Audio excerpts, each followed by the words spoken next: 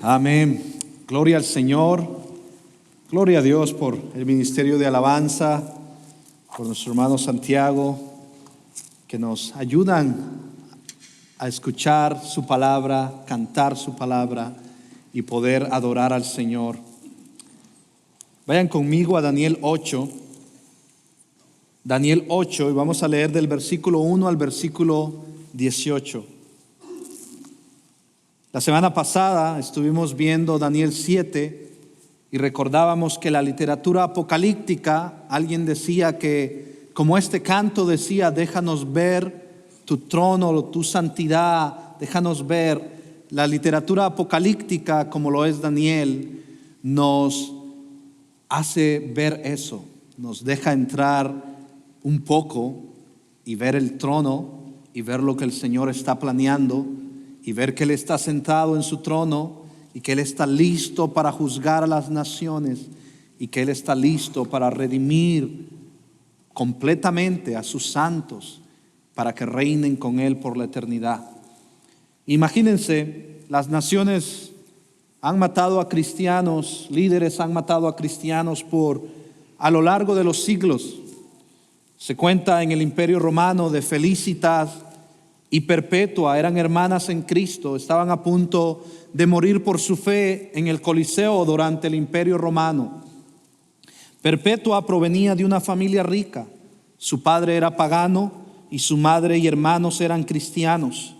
Tenía un bebé lactante cuando fue arrestada por confesar su fe. Su padre y las autoridades romanas le pidieron que renunciara a Cristo, pero ella se negó, afirmando que su nombre era de una cristiana.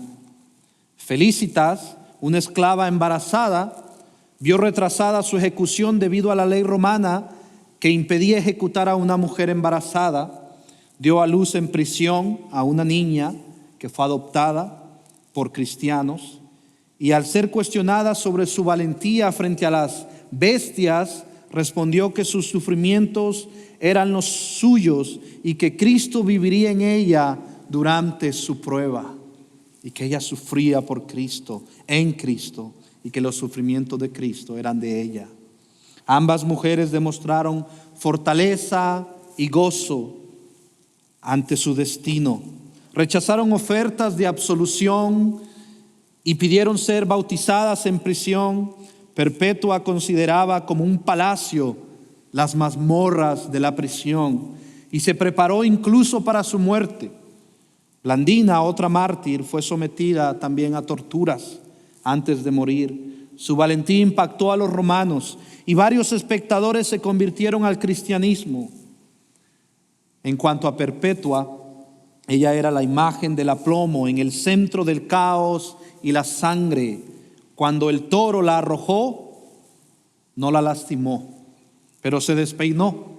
Ella se despeinó, de modo que pidió que se le permitiera arreglarse el pelo, porque el cabello desarreglado era un signo de luto, pero este era un día para el triunfo y para el gozo. Estas mujeres murieron a causa de su fe por Cristo. Y aunque los reinos sigan atacando al Dios Altísimo y a sus santos, el cielo gobierna. Y nosotros, la muerte a este cuerpo no es el final. Lean conmigo Daniel 8, versículo 1. Vamos a leer hasta el 18 y dice así. Si se pueden poner de pie en reverencia a la palabra, se los agradezco.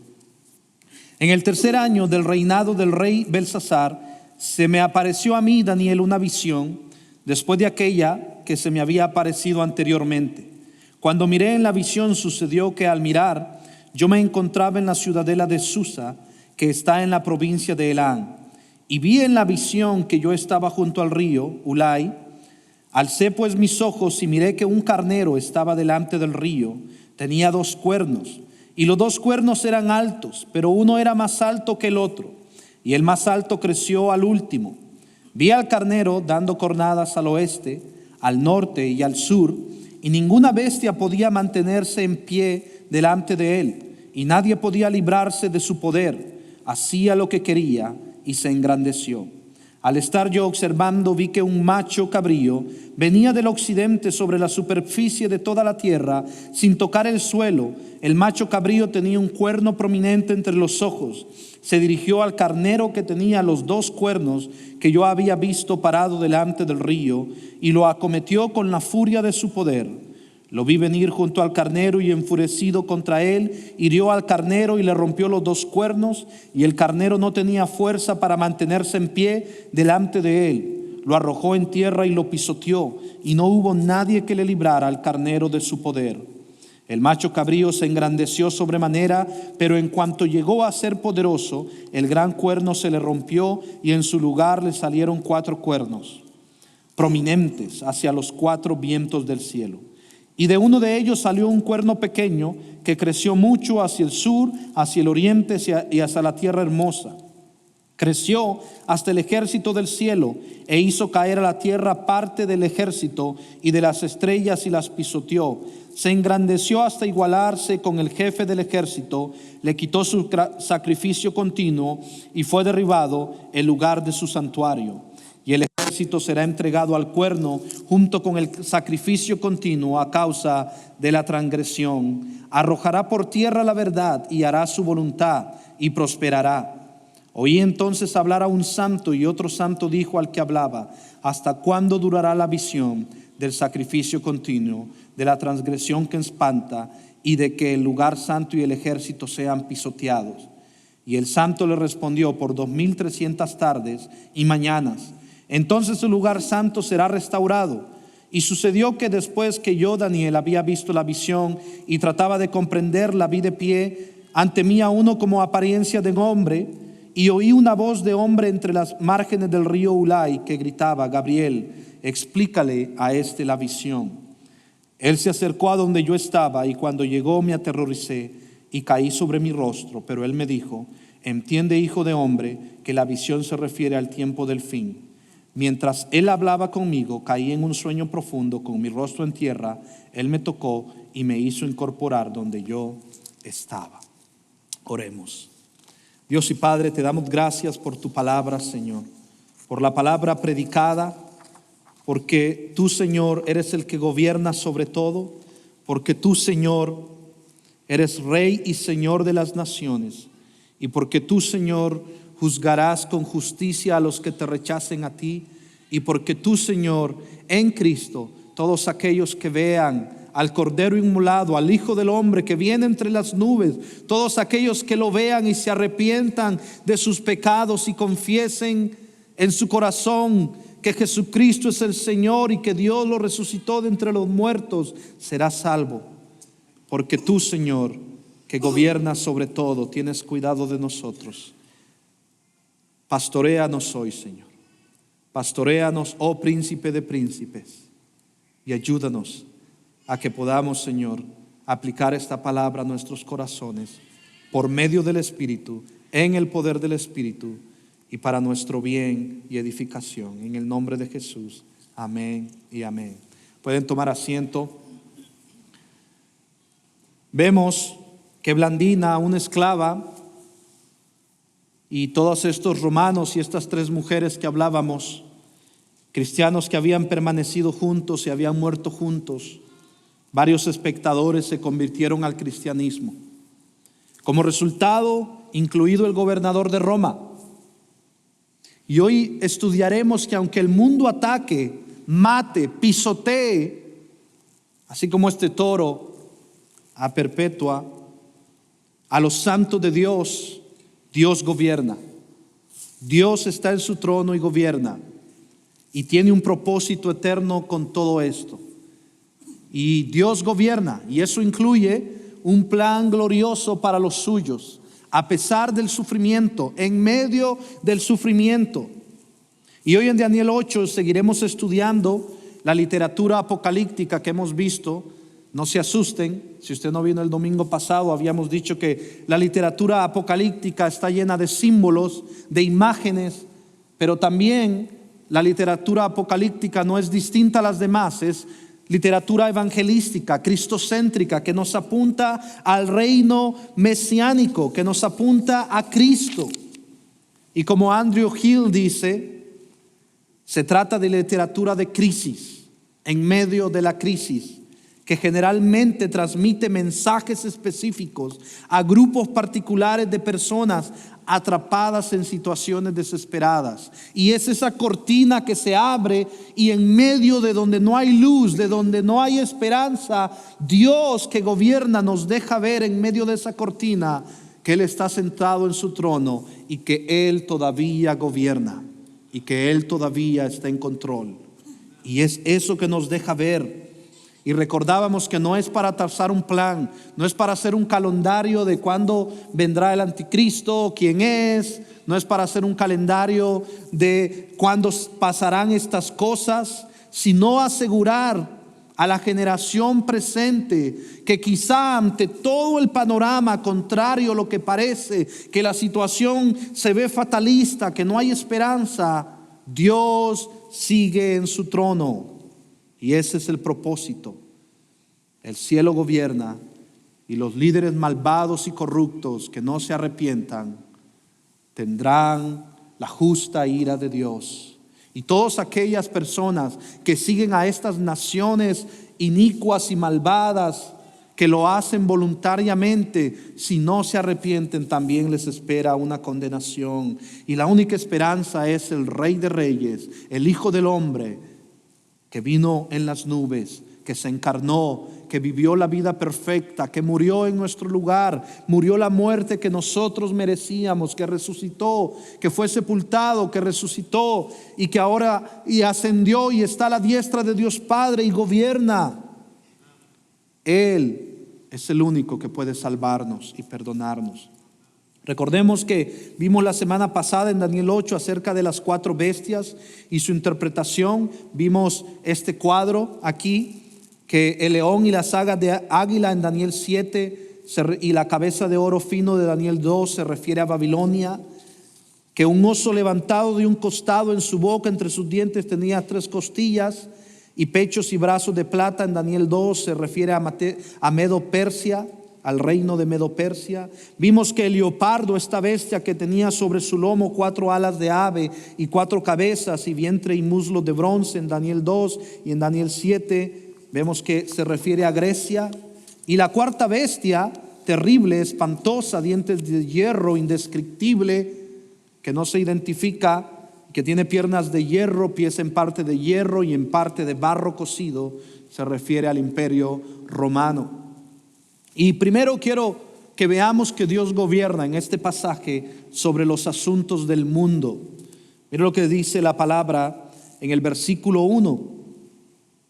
Dice: en el 3er año del reinado del rey Belsasar, se me apareció a mí, Daniel, una visión, después de aquella que se me había aparecido anteriormente. Y en el 3er año del reinado del rey Belsasar, es decir, 2 años después de Daniel 7. ¿Y por qué lo sé? Porque en Daniel 7:1 dice que era el 1er año de Belsasar, del rey Belsasar de Babilonia. Y vemos que en el versículo 2, cuando miré en la visión, sucedió que al mirar yo me encontraba en la ciudadela de Susa, que esta es la provincia de Elam, y Daniel se encontraba, dice, miró en la visión, en la ciudadela de Susa, que está en la provincia de Elam, y vi en la visión que yo estaba junto al río Ulai. Según historiadores, en Susa fue la capital en tiempos de Daniel. Susa era la capital de Elam, a unos 370 kilómetros al este de Babilonia. Y no está claro si Elam era independiente o si estaba alineado con Babilonia o Media.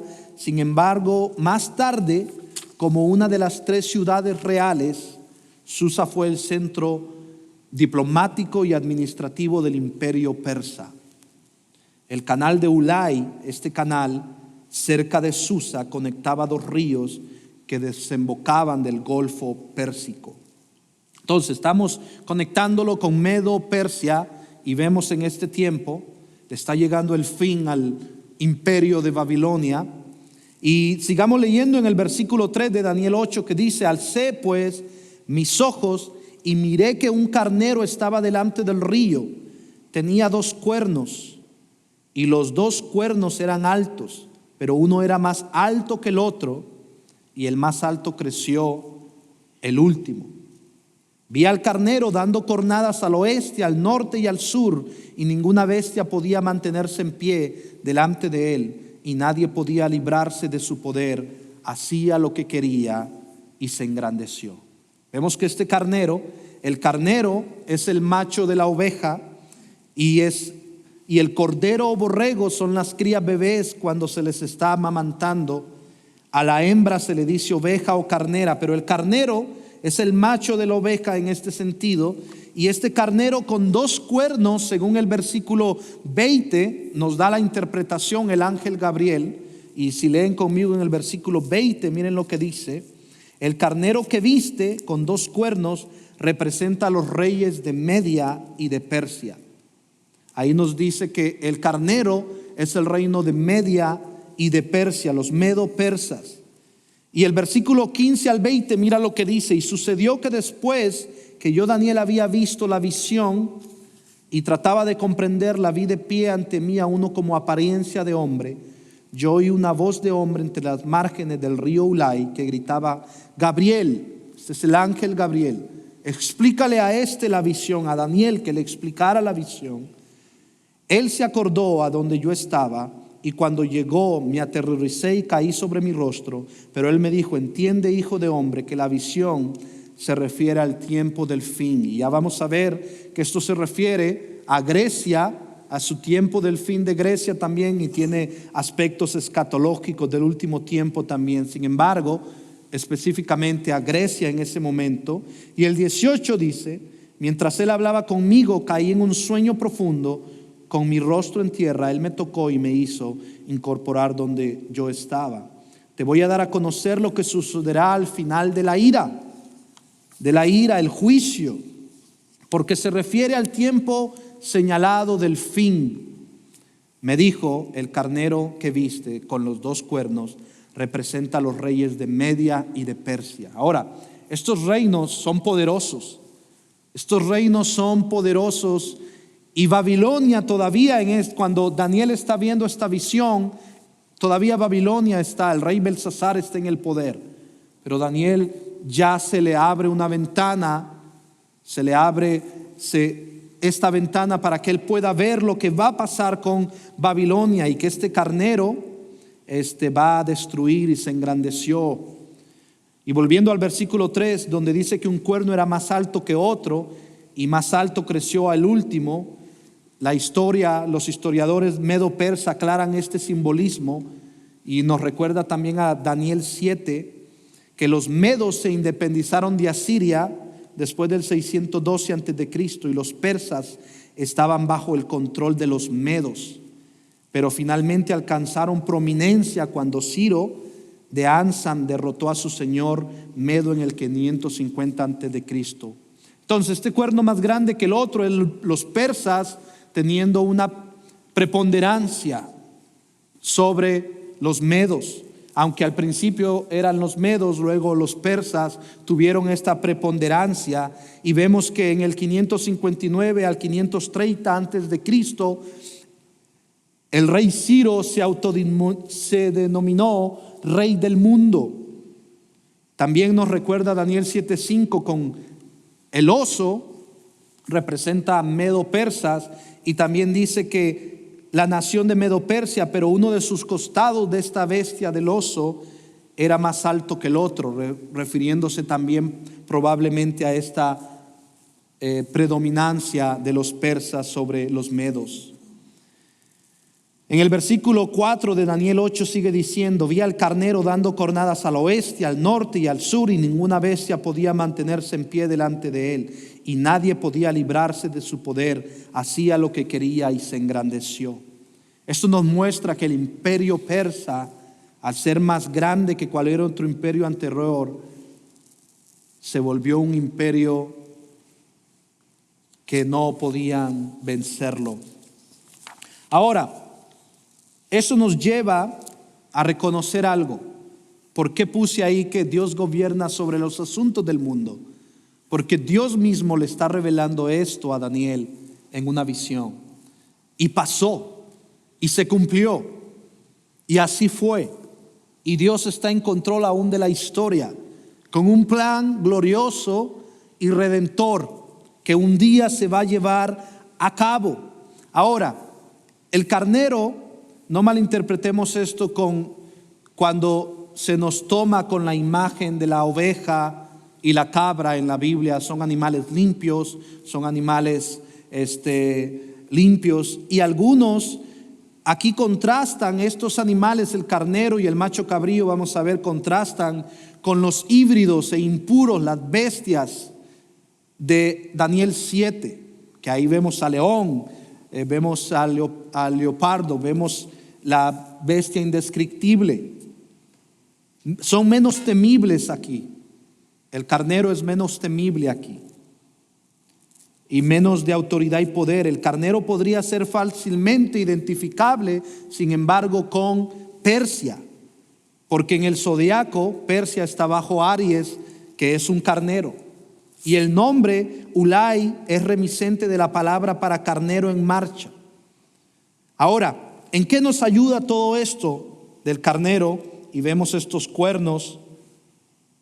Estos 4 probablemente describen los triunfos iniciales: Medo-Persia bajo Ciro en Asia Menor y Babilonia, luego las victorias posteriores sobre Egipto, Cambises, Escitia y Grecia, Darío, y la propia Atenas, Jerjes. Y vemos estos 4 reinos. ¿Y en qué nos ayuda esto? Y es un pasaje difícil en esta primera parte.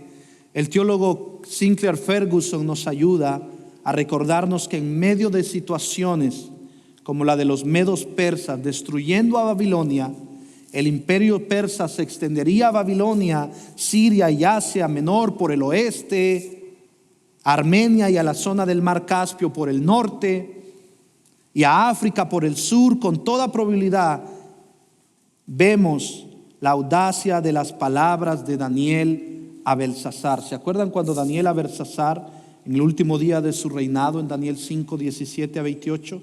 Que esto fue después de esta visión. Durante algún tiempo antes de ese día, Daniel ya sabía que Babilonia iba a colapsar y que el imperio babilonio colapsaría a mano de los medos y los persas. Y la escritura en la pared era simplemente una indicación para el tiempo divino. No lo tomó por sorpresa a Daniel. ¿Y cuál es la aplicación de esta primera parte para nosotros? Este es uno de los secretos para cantar un cántico, el cántico del Señor en tierra extranjera, en cautividad, en opresión, en persecución.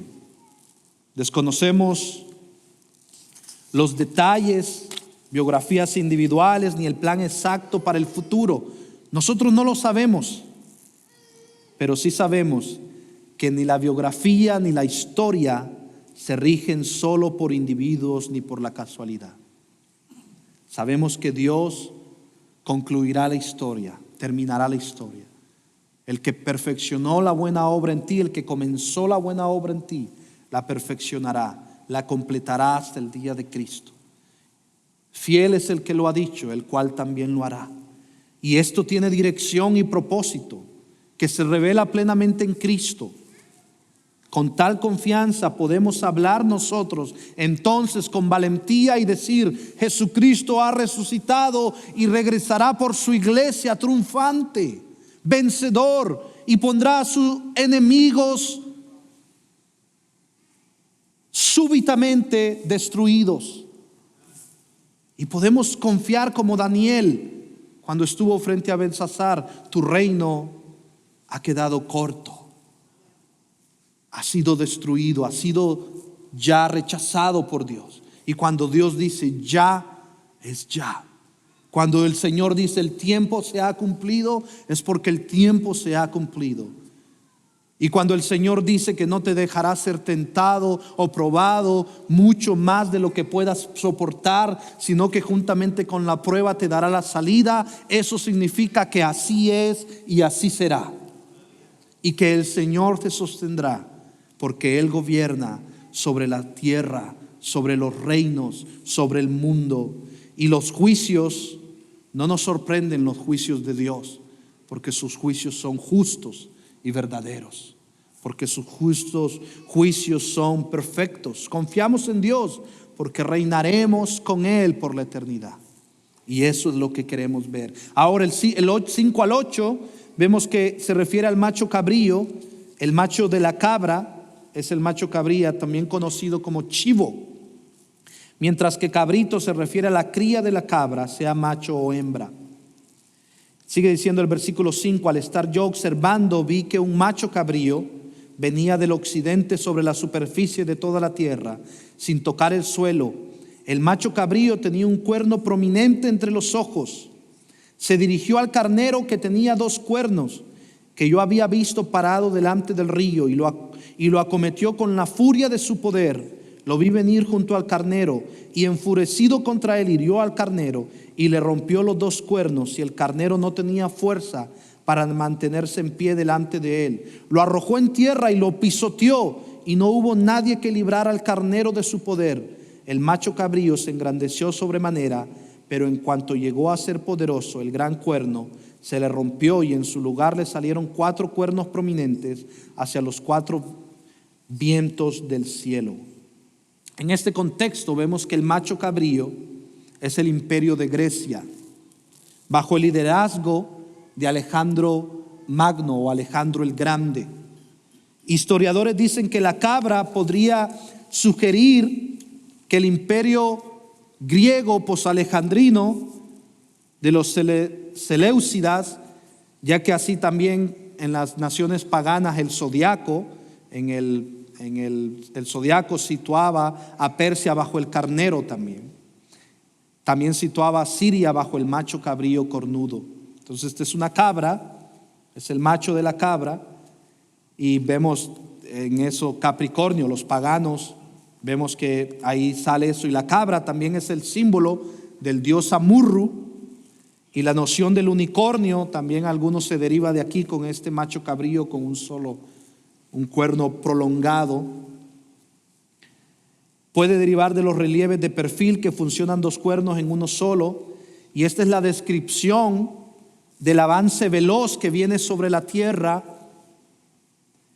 de Alejandro, y recuerda la de Ciro en Isaías 41:3, la de leopardo con las alas de Daniel 7:6.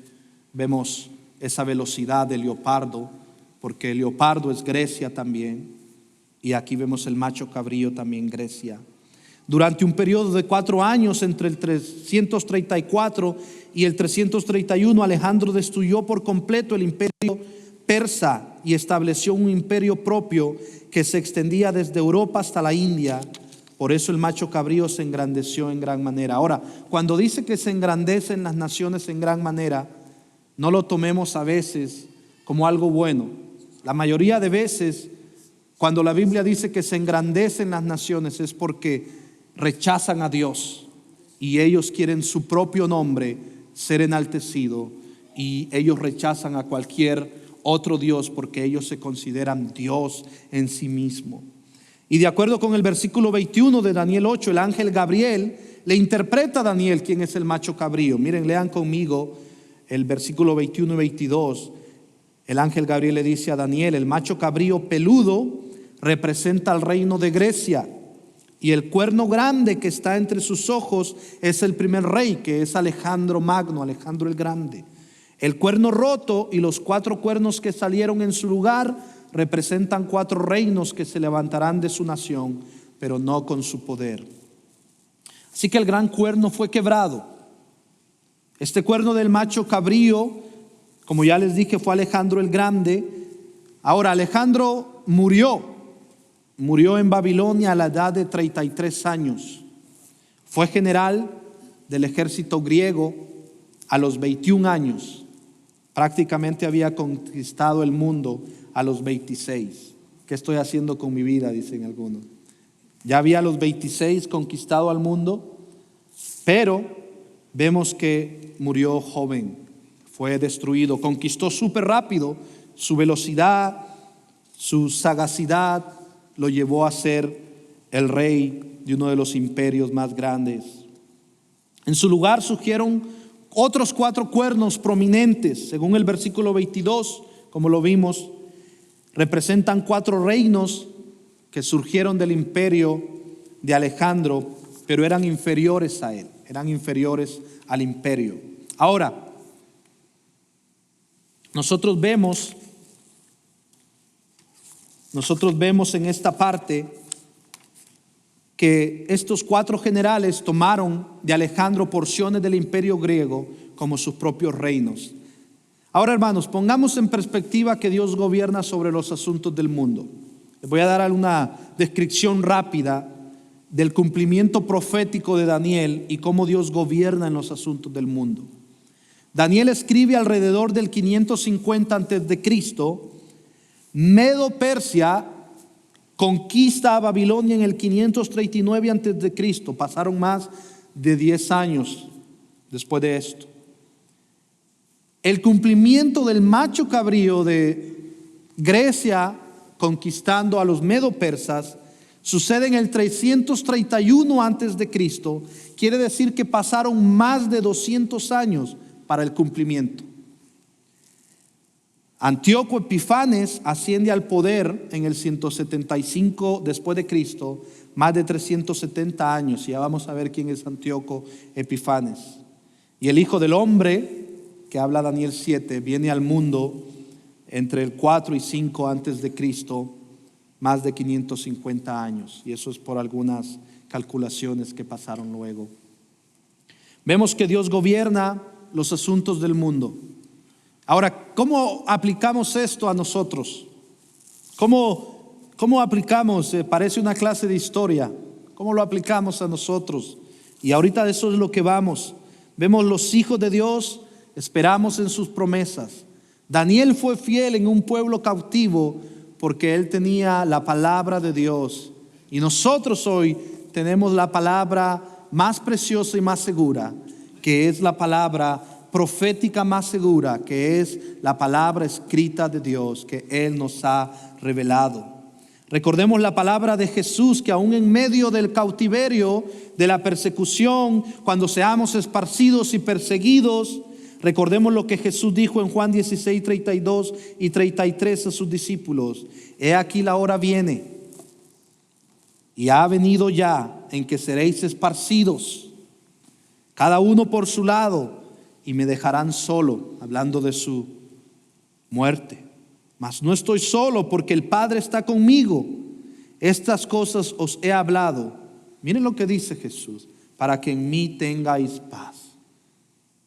En el mundo tendréis aflicción, pero confiad, yo he vencido al mundo. Hermanos, ¿por qué el Señor nos dice estas cosas de estos imperios?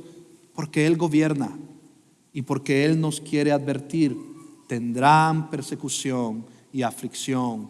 No los tome por sorpresa cuando eso pase.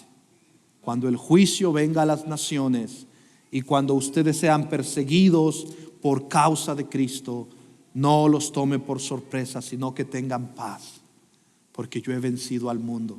Ahora, en una escala más pequeña, pero no menos importante, porque Dios lo gobierna sobre todo, sobre lo grande y sobre lo pequeño. Él, en esos momentos cuando tú estás pasando situaciones difíciles, divorcio, enfermedad, pérdida de trabajo, tus hijos están enfermos, se portan mal, problemas familiares, aún ahí Dios gobierna sobre eso. Y Él te dice: ten paz, sígueme, obedece. Haz lo que la palabra nos manda hacer, porque al final de todo Él traerá y usará todo para el bien de su iglesia y los que le buscan y le aman, porque Él ha vencido. Y vamos camino al cielo nuevo y tierra nueva, donde reinaremos con Cristo. Recuerda, Dios gobierna los asuntos del mundo. Segundo, el propósito en la persecución y la hostilidad ante Dios y sus santos. Hay un propósito. Miren el versículo 8: el macho cabrío se engrandeció sobremanera, pero en cuanto llegó a ser poderoso, el gran cuerno se le rompió y en su lugar le salieron 4 cuernos prominentes hacia los 4 vientos del cielo.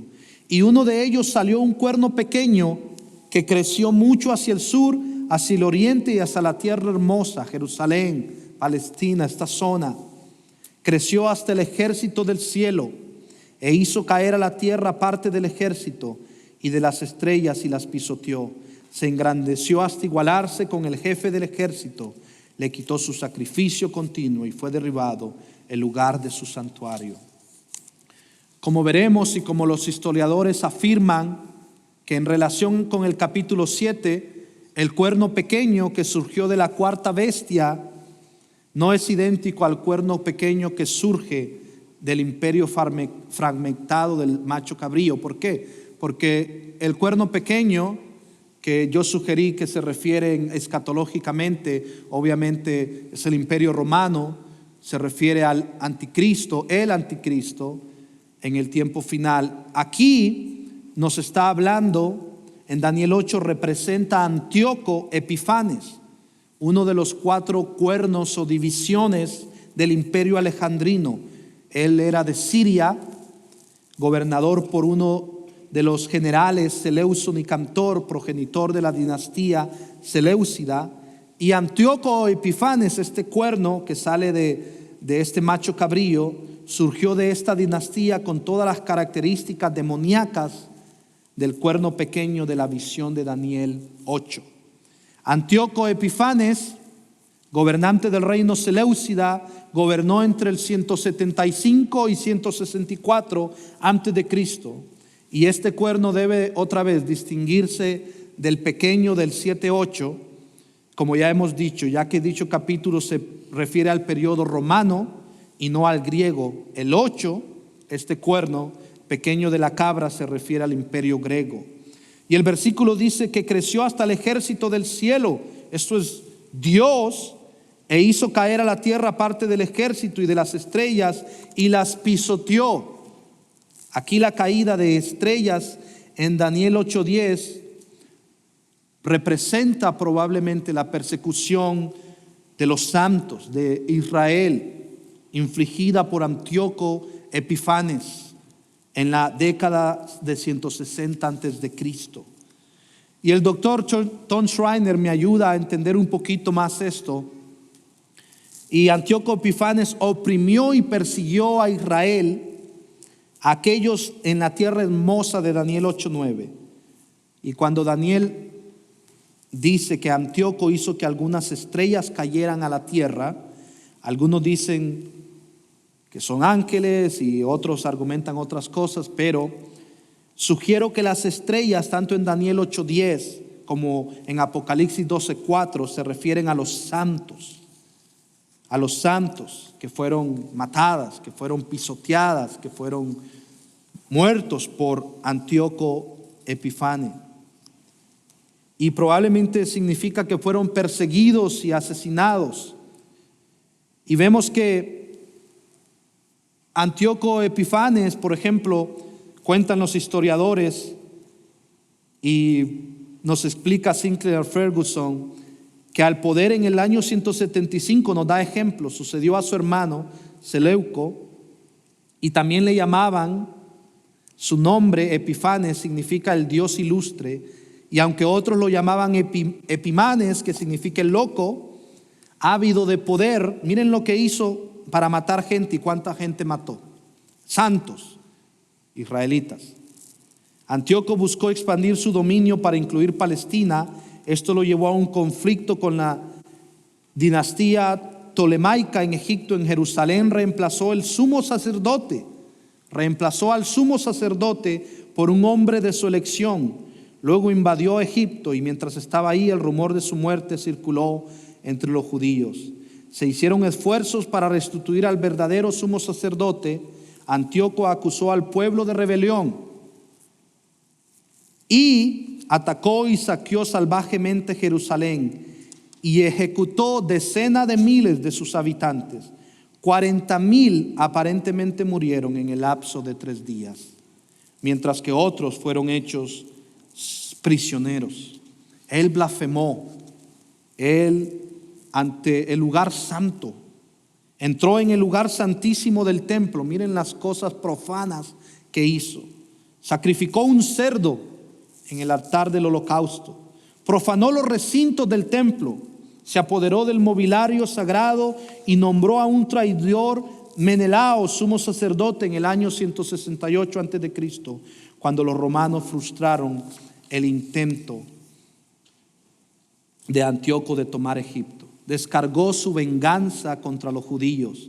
Más de 20,000 de sus soldados masacraron a los judíos reunidos para el culto en sábado, en el día de reposo, y cometieron más atrocidades y actos vandálicos. El templo quedó sin los sacrificios diarios.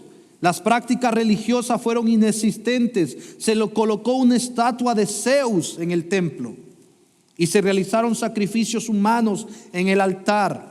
Se prohibió la circuncisión, la carne impura se convirtió en comida obligatoria y el sábado y otras festividades fueron profanadas. Vemos la maldad, hermanos, de este cuerno pequeño, Antíoco Epifanes.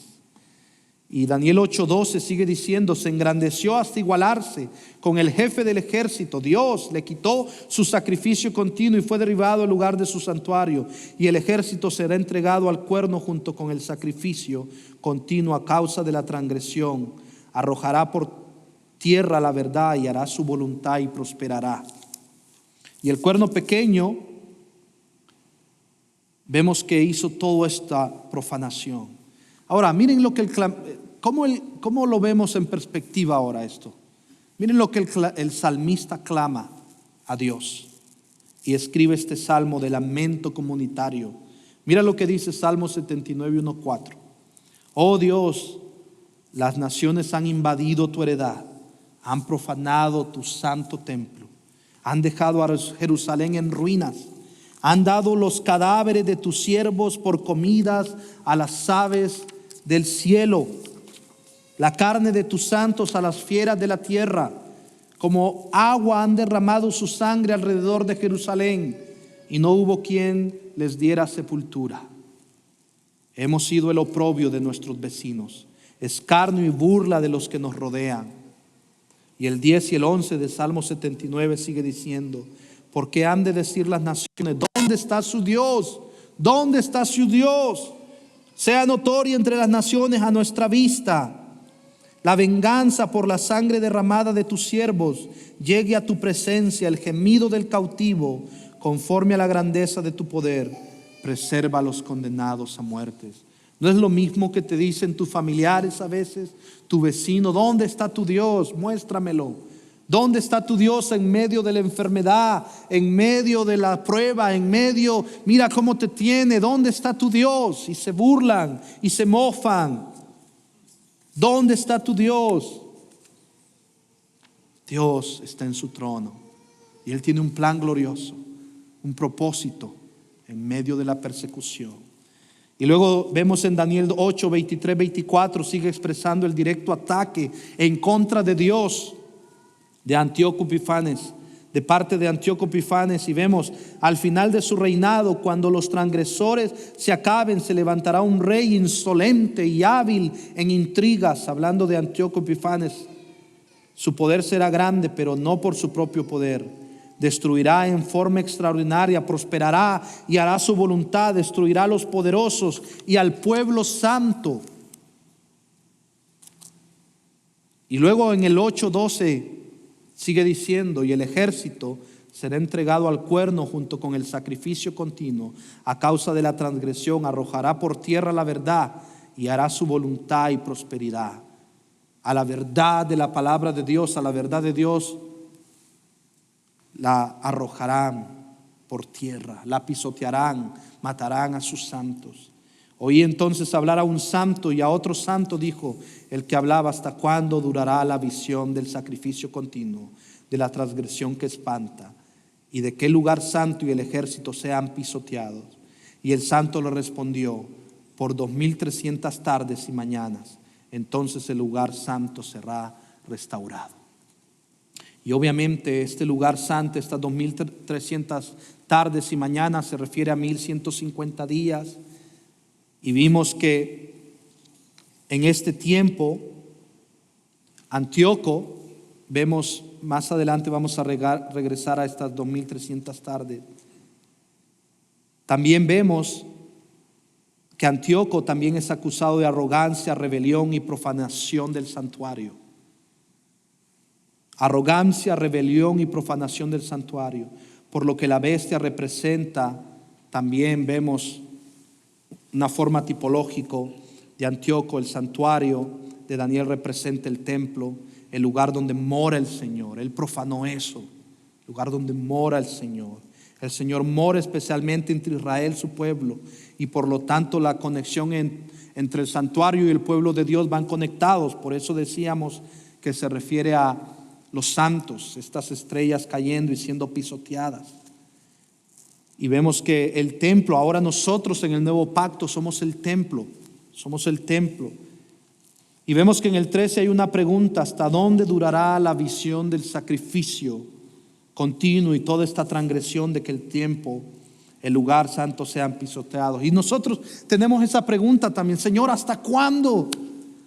Anhelo, Señor, como John Bunyan, este peso que me asedia, este pecado, ¿hasta cuándo, Señor? Y el Señor dice: ya, y todavía no, ya eres libre, tienes al Espíritu Santo, camina en Él, clama a Él, puedes, confiesa tus pecados, trae tus cargas a Él, puedes ser libre. Pero mientras estemos en este mundo tendremos aflicciones. Y el que diga que no peca hace mentiroso a Dios, porque todos pecamos, pero fiel es Dios y justo para perdonar nuestros pecados y limpiarnos de toda maldad. Si confiesas tus pecados, fiel es Dios y justo.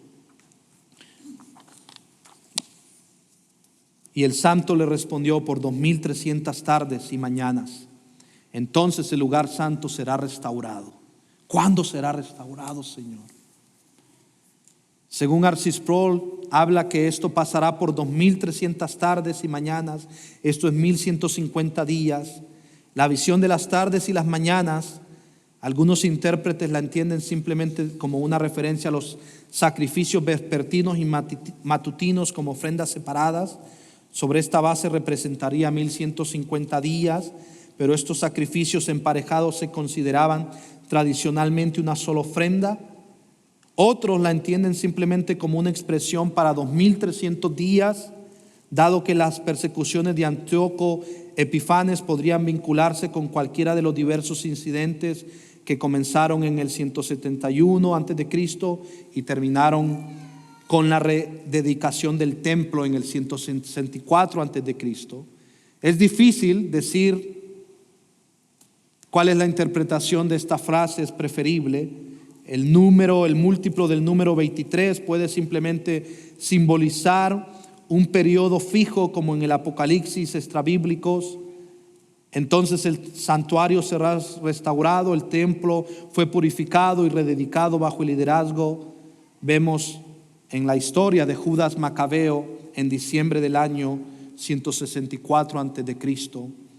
El templo fue purificado y rededicado bajo el liderazgo de Judas Macabeo. Ahora, yo concuerdo también en lo escatológico con Tom Schreiner de los 2300 tardes y mañanas.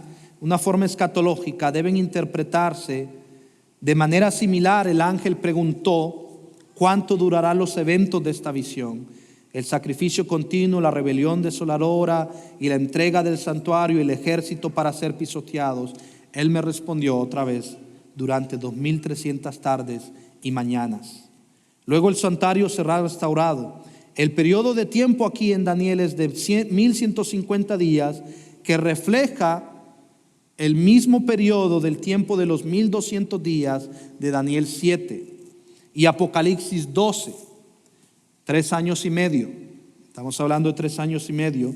Lo que nos advierte nuevamente contra la lectura del periodo de tiempo de una manera estrictamente literal. El periodo de tiempo en el que Antíoco detuvo los sacrificios y las ofrendas fue del 167 al 164 antes de Cristo. Entonces, para ir concluyendo con esto, hermanos, representa un punto culminante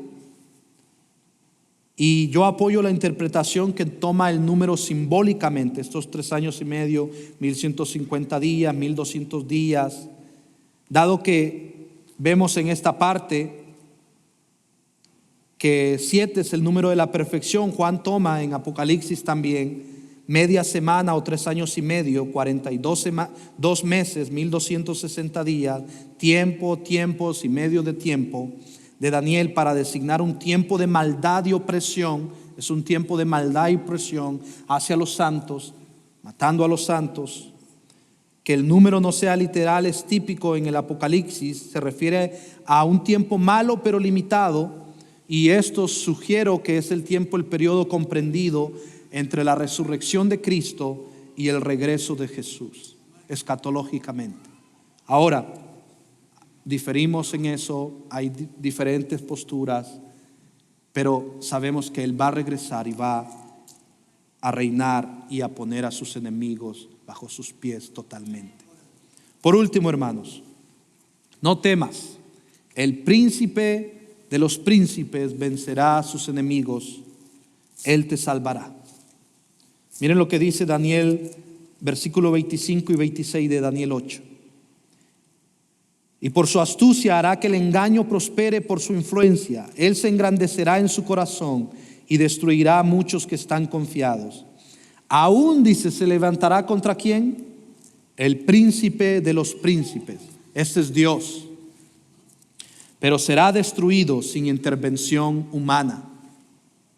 La visión de las tardes y de las mañanas que ha sido relatada es verdadera, pero tú guarda en secreto la visión, porque se refiere a muchos días aún lejanos. Yo, Daniel, me sentí agotado y enfermo algunos días. Después me levanté y atendí los asuntos del rey, pero yo estaba espantado a causa de la visión y no había nadie que la interpretara. Otra vez, el príncipe de los príncipes aquí se refiere a Dios. Dios destruirá a las naciones que se rebelan contra Él. Antíoco fue destruido sin intervención humana. Antíoco Epifanes murió tras de un trastorno físico o nervioso en el año 164 a.C. Y vemos relatos de esos. Y fue en este contexto que Judas Macabeo y sus seguidores iniciaron sus hazañas nacionalistas. Antíoco Epifanes murió en circunstancias misteriosas al regresar de Persia. Contrajo una enfermedad extremadamente dolorosa que, según el relato de Macabeos, estuvo acompañada de una profunda angustia. Hermanos, en conclusión, así como el ángel Gabriel interpretó esta visión a Daniel de los asuntos, vemos que Dios gobierna aún en los asuntos de este mundo. Vemos que Él tiene un plan y propósito en la persecución y hostilidad ante Dios y sus santos. Y vemos este plan. Voy a concluir con esto. Miren lo que dice. Vemos a este príncipe. Isaías 9:6. Porque un niño nos ha nacido, un hijo nos ha sido dado, y la soberanía reposará sobre sus hombros. Y se llamará su nombre admirable, consejero, Dios poderoso, Padre eterno, príncipe de paz. El reino de Dios, este príncipe de paz, es un gobierno que al final traerá paz, orden, salvación, juicio contra los que le rechacen. Salmo 72:7 afirma: florezca la justicia en sus días y abundancia de paz hasta que no haya luna. Miren lo mismo, el mismo ángel Gabriel que le dijo le interpretó esto a Daniel, fue el mismo que le habló a María, y el mismo que se le apareció a María y le dijo lo siguiente en Lucas 1:26 en adelante: al 6º mes el ángel Gabriel fue enviado por Dios a una ciudad de Galilea llamada Nazaret, a una virgen comprometida para casarse con un hombre que se llamaba José, de los descendientes de David, y el nombre de la virgen era María. Y entrando el ángel le dijo: salve, muy favorecida, el Señor está contigo, bendita eres tú entre las mujeres. Ella se turbó mucho por estas palabras y se preguntaba qué clase de saludo sería este. El ángel le dijo: no temas, ten paz, no temas, María, porque has hallado gracia delante de Dios. Concebirás en tu seno y darás luz un hijo, y le pondrás por nombre Jesús, que esto es Salvador, el Mesías. Este será grande y será llamado Hijo del Altísimo, y el Señor Dios le dará el trono de su padre David, y reinará sobre la casa de Jacob para siempre, y su reino no tendrá fin, porque ninguna cosa será imposible para Dios, dice el 37. Cristiano que estás aquí, no temas, ten paz. Si estás en Cristo, has encontrado gracia y favor, así como María. Has encontrado gracia, así como Daniel, así como los santos que murieron, así como Perpetua. Has encontrado gracia y favor. Has encontrado gracia y perdón. Si eres cristiano, has encontrado al Rey soberano que gobierna sobre todo y que un día juzgará con justicia a las naciones. Y si tú estás en Cristo, has encontrado gracia. Efesios 1:7, en Él tenemos redención mediante su sangre, el perdón de nuestros pecados, según las riquezas de su gracia. Aunque nos maten, aunque vayamos cautivos, presos, aunque se burlen de nosotros nuestros familiares, hemos encontrado el oportuno socorro, hemos encontrado gracia y perdón en Cristo.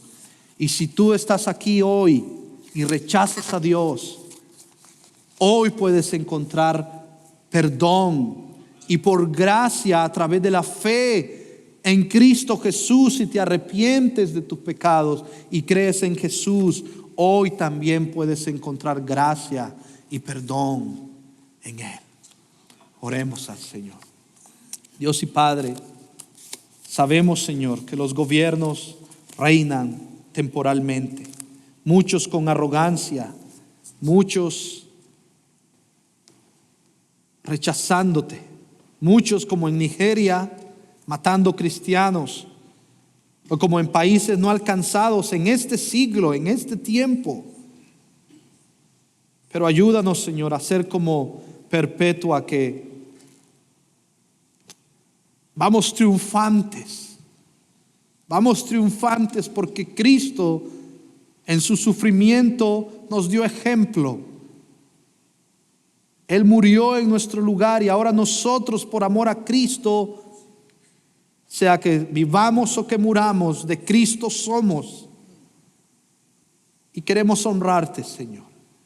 Queremos honrarte no solo en la persecución, sino cuando el desánimo y el temor llegue por las pruebas, por las preocupaciones, porque hay problemas, porque la enfermedad llega. Ahí queremos honrarte, Señor, y decir: Cristo, mi esperanza de gloria, quien me sostiene en la vida y en la muerte, merece toda alabanza y todo honor, porque Él es el Rey y Señor.